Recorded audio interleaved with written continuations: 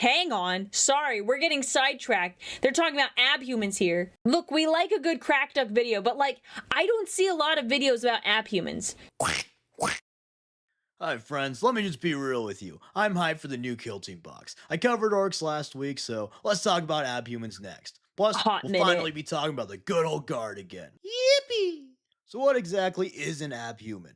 They're abominable, that's what they are, and they need a purging. Unless they're useful, that is. But even then, they're still quite abominable. Chat, I'm useful, right?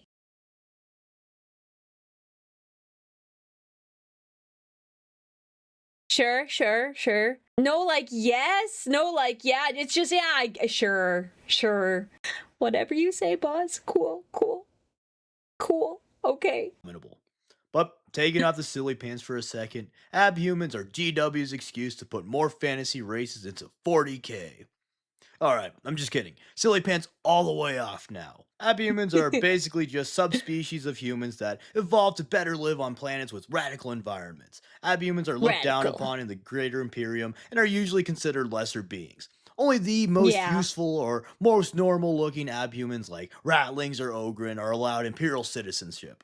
And there's a lot of abhuman types with various levels of mutation. Officially, according to Imperial records, there are 27 existing abhuman types. But in this video, I'm only going to cover the most prominent ones or the ones I like. So, R.I.P. Stiltlim fans. They won't be mentioned in this video or, pretty much anywhere else from this point forward. So with that out of the way, let's start this right off with the ratlings. And no, these guys aren't rat people. Rat people in 40k would be stupid.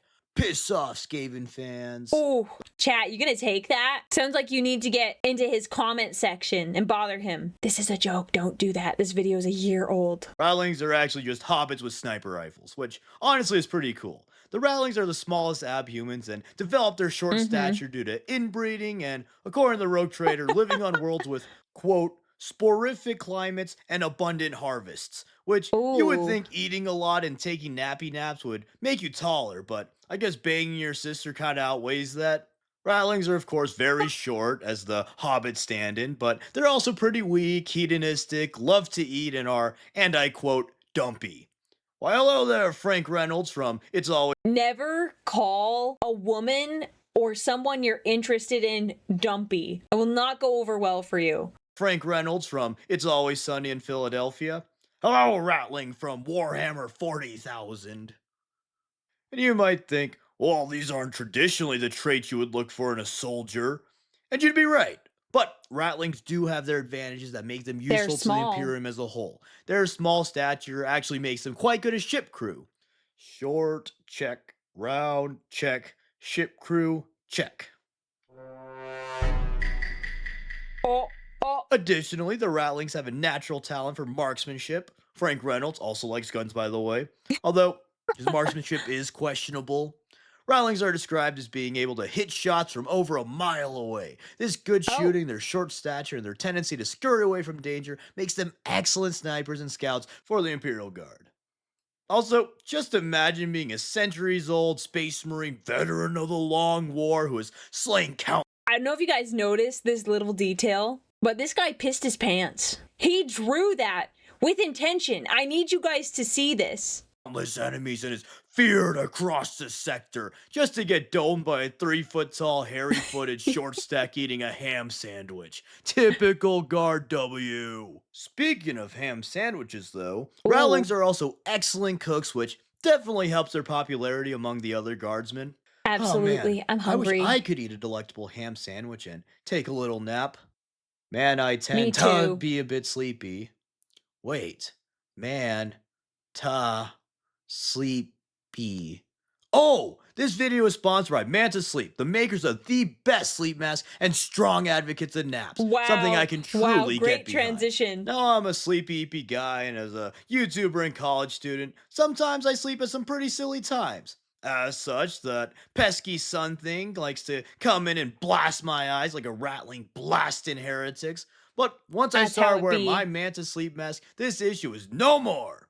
They sent me their awesome Pro Sleep Mask, and it completely blocks out any light. It's actually pretty wild. In Hmm. addition, it's actually really comfortable as well. As a kid, I tried wearing traditional sleep masks since I thought they looked funny in movies. However, I hated these because they pushed against my eyeballs, the They strap do felt that. bad, and light seeped through the sides, so it was just super awkward for me to wear. But the Manta Pro Sleep Mask, it doesn't have any of these problems due to their special adjustable C-shaped eye cups. It's raised up from your eyes while also wrapping close to your face so you don't feel it and light can't get in. Plus, this mask it feels really nice to wear. It's breathable, it's light, and surprisingly, it doesn't feel uncomfortable to sleep with. So, if you want Yeah, to it improve looks like your it would sleep, be. check out the link in the description and use my Hmm. code CRACKDUCK for a 10% discount. So, what are you waiting for? Go take a nap. After you finish this video, Oh. of course. Next up, let's Aw, talk about one of dang the it. most recognizable abhumans, the Beastmen. Beastmen are, as their name suggests, men of the beast variety. Ooh, not that horrific. But the Oh, Beastmen, they're basically gosh. semi-feral goat men. Not what I was And their expecting. goatishness does tend to vary from Beastman to Beastman. For instance, there's more man-looking Beastmen and more beast-looking Beastmen, but generally they have the torso and arms of a man and the legs and head of a goat. Do you ever just look at a goat and think, man, that's pretty cool? Too bad those I dumbass hoofs can't shoot an eh? assault rifle, though. Well, if you had that insane thought, the Beastmen got you covered. From a combat perspective, the Beastmen actually have a great combo going for them. They're stronger than the average human and have beast-like aggression, while also having the dexterity to use weapons and tools. However, from a hottie perspective, they're gravely lacking as they are Yes, generally perceived absolutely. as gross, ugly Unless you're monster men. talking about the goat abhuman in that one comic. And are treated as such in Imperial society. In recent times, Beastmen have been mostly phased out of the Imperial Guard and are even being classified as Xenos by some Imperials. Oh, This, in conjunction with their natural aggression and feral instincts, makes them very susceptible to falling to the taint of chaos. Pfft, Abhuman and Chaos Worshipper? Sheesh! Pick a struggle, heretic. A righteous struggle, like being subjugated in the Imperium, that is. Now, for one of the most important abhumans, if not the most important abhuman, the Imperial Navigators are big blue alligator people who just love 3D technology. I'm just okay. kidding, of course, although that would be pretty cool. Imperial Navigators are the navigators of the Imperium and are immensely important. They're Usually very they're pretty important. much regular humans other than the third eye, and this third eye is what makes them so dang valuable to the Imperium as a whole. Yep. This third eye allows the navigators to open a teensy tiny warp gate so they could peer into the warp and sense the Astronomicon's light. Using the information, they're able to do as their name suggests and navigate Imperial vessels through the treacherous immaterium. Navigators are bred in the ancient Navis nobility, and the Navis nobility. Dude, it is. They also have a hard time reproducing. They do reproduce, but it's a circle. If you catch my drift. Is one of the few organizations with some autonomy from the greater Imperium due to its extreme importance. There are also a ton of inbreeding in these Navis houses since they want to He said it. He said it for me. preserve the Navigator gene. These recreations of the ancient Alabamian rituals of creation, of course, leads to some mutations in the abhumans. Mutation inception, if you will. Yeah. Some are actually beneficial, but most of them just make the navigators into ugly, disgusting, yucky freakazoids. Speaking of Except for ugly, that one disgusting, chicken rogue yucky trader. freakazoids, let's move on to actual big alligator people. The Scalies are basically big, strong lizard people, and they originated in the toxic underhives of Necromunda and have since stabilized into the abhuman subspecies we know and love today. Except, I bet most of you didn't know about them until I today. didn't know. But that's okay, because I'm going to tell you about them right now. They possess some of the magnificent powers of lizards, like regeneration, thick scales that act as armor, and looking pretty dang cool. Other than that, they're often used by gangers for their strength. Other than punching things real good, these lizard dudes are also strong enough to carry big, vaguely pirate-themed guns like spear launchers Yeah, it looks and kind of like giant a blunderbusses blunderbuss. called Yes. scatter cannons. Next abhuman on the list is Brad Pitt in Fight Club. Human, check. Ab, sextuple, check. Next, another dude who likes to fight and is strong are everyone's favorite dum-dums, the Ogrins.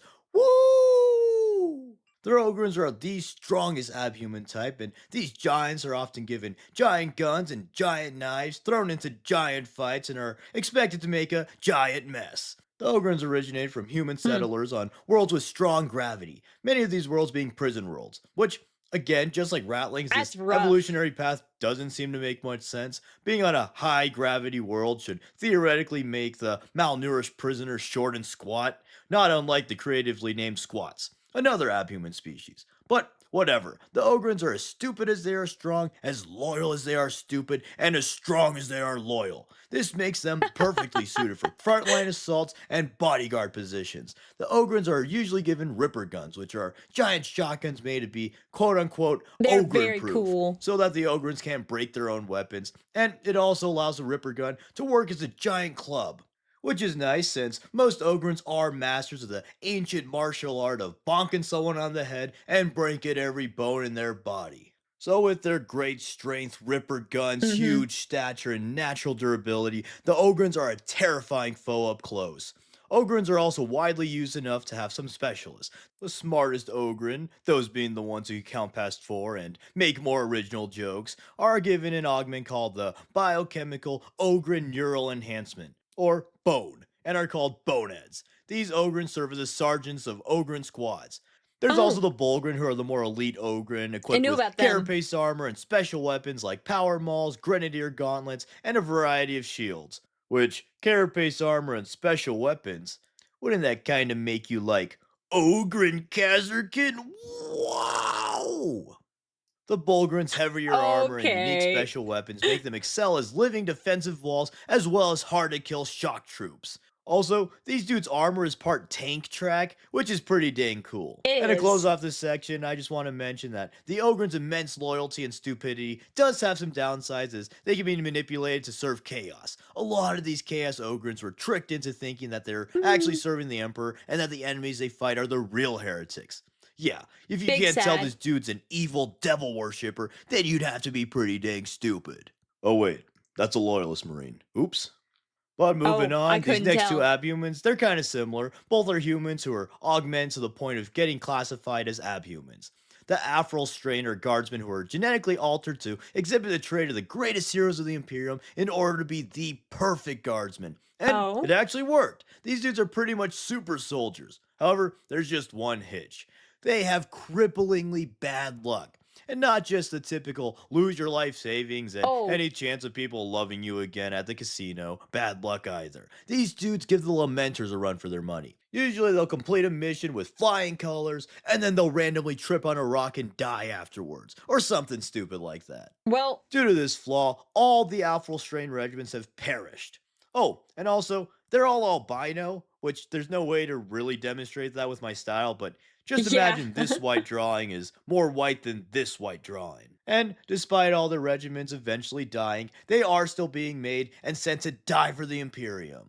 And then, kind of similar to the Alpha Strain, there's the Gland Warriors, who are also heavily augmented super freakazoid guardsmen. They were originally made to fight Tyranids and are actually super effective. They're kind of like mini Space Marines in that they get pumped with a bunch of drugs and then have extra organs implanted into them. Those organs mostly being glands that secrete even more drugs into them. Oh, And then, just like okay. real crackheads, these dudes are monstrous up close, utilizing giant knives, las pistols, and their iconic dueling glaives. However, they're also hindered by the fact that, well, they're crackheads. They're working on crack strength, and at any time they can just overdose and drop dead.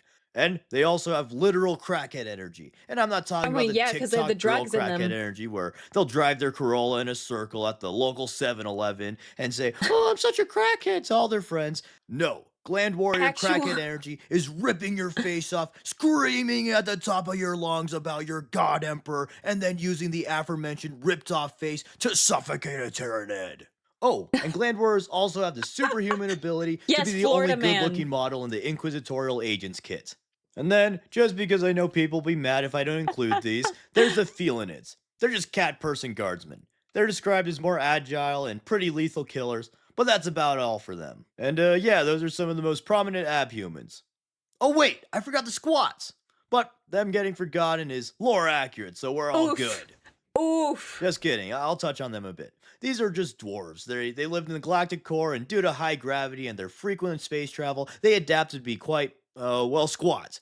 They like mining, battle trikes, and being misidentified by pretty much everyone. Most of them were killed by the Tyranids, but survivors mostly became the Leagues of Votan or Tau auxiliaries called Demiurge. But yeah, the Leagues of Votan will probably get a video sometime. Maybe. I mean, maybe they'll get another kit sometime as well. But yeah, those are the most notable abhumans. There's a lot more, but they're somewhat Yeah, you obscure covered or a good just amount. boring. If I missed your favorite one, feel free to let me know in the comments. Also, let me know all your favorite funny Ogren moments. Big thanks to Manta Sleep for sponsoring this video. Be sure to click the link in the description and use code CRACKDUCK for a 10% discount and to up your napping power. And of course, thank you for watching, and thank you to all my patrons who help this channel grow and improve. I appreciate it greatly. And as always, please like, comment, subscribe, and consider sharing to all your abominable freakazoids. Thanks! I accept it if you end up sending this video to me, because that means you consider me an abhuman.